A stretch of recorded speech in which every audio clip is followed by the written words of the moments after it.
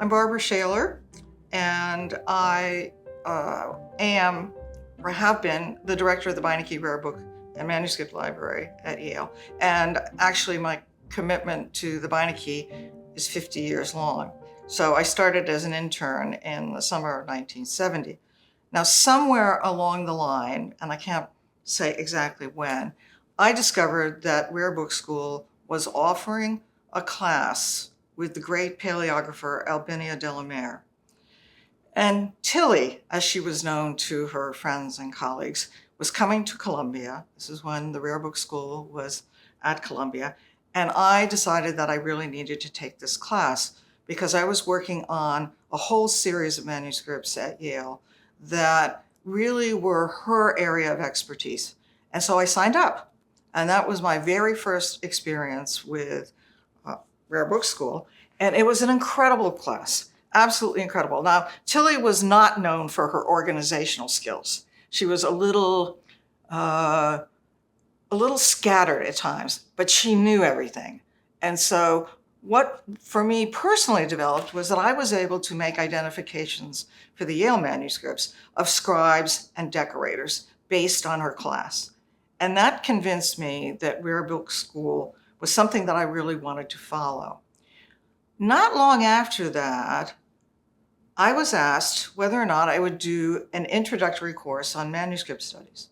This is essentially paleography, codicology, a look at materials in the University of Virginia's collection, and would I come to Charlottesville to teach? And I said yes, because my experience had been so wonderful at Columbia. I thought, I can do this. And so I started teaching over a number of years, and these were introductory classes. What happened, and this had the profound impact on my teaching and essentially on my scholarship, was that one of the members of the class early on said, in the evaluation for the course, why don't you have student projects? And I thought, what a great idea. Why didn't I think of this myself? So I started integrating student projects into the syllabus. And now it was difficult at Virginia because the depth of the collections was not what it was at Yale.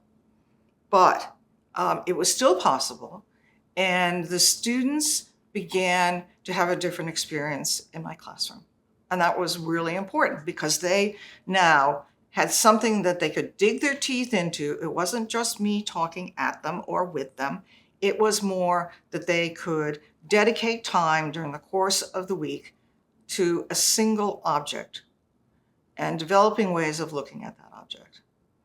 That was probably the most significant thing that I can go back to and say this had a major impact on my life as a teacher and a scholar, because I also began to look at materials in different ways.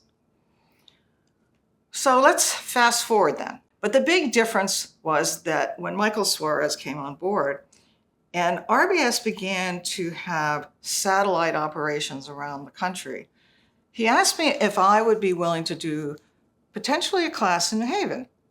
And I thought, fabulous idea. I don't have to go to Charlottesville anymore.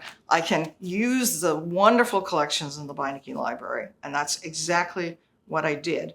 And I did an advanced course, required Latin, which I had not before, and had very wonderful students who came because they wanted to do an advanced course in manuscript studies. That was I just can't tell you how extraordinary it was to do what I really wanted to do in my own, and I think of the Beinecke as my own collection. So that worked out, I think, quite well. And the students were required in advance to pick an item. I told them how to get access to the catalog.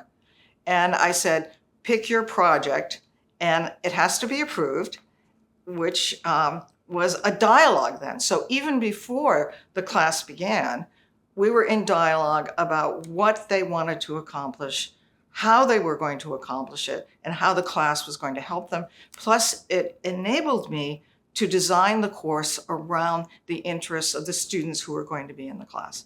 And for me, that was really the shift that Michael Suarez in his wisdom permitted. Now, I have to be perfectly honest here. Michael Suarez was a former student of mine when I first started teaching at Bucknell in Pennsylvania. He was in my classes.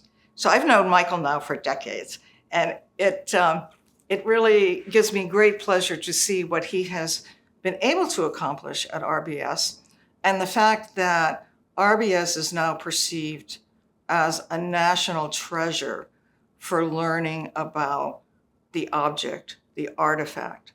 And that really is a major contribution to the whole discipline of the study of the book and primary source materials. During the course of my affiliation with the Rare Book School, my own discipline has changed considerably. So I began life as a graduate student studying essentially Latin paleography, Greek paleography, and in a very, very formal manner. So it was brushstrokes, it was the evolution of a script, it was the scripts and how they related to a specific geographical area and chronological time frame. During the course of teaching at RBS, the whole discipline of manuscript studies changed. It became not just what the script was. It was the interaction between script and decoration. It was the interaction between script, decoration, structure of the book, binding of the book, and then eventually what I found absolutely exciting, the use of the book.